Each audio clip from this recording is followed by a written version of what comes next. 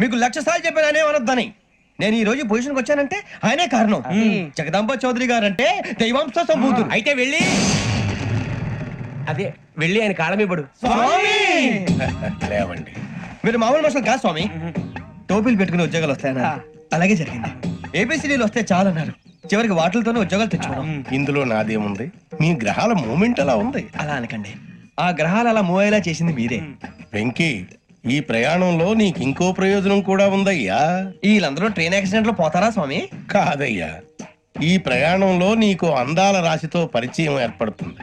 ఆ పరిచయం ప్రణయంగా మారి వివాహానికి దారి తీస్తుంది. స్వామి, మాకు పొజిషన్ లేదని ఊళ్ళో లేడీస్ అందరూ చాలా చీప్ గా చూస్తున్నారు. తెల్లరా బాబు అనుకున్నాను, చల్లటి వార్త చెప్పారు. మరి మాకు నీకింకా కొంతకాలం బ్రహ్మచర్యం తప్పదు. వీళ్ళకి ఇప్పుడు అప్పుడే తొందరగా ఉందిలేండి. మేము బయలుదేరుతాం స్వామి, మిక్సెల్ టచ్ లో ఉంటాం. శుభం.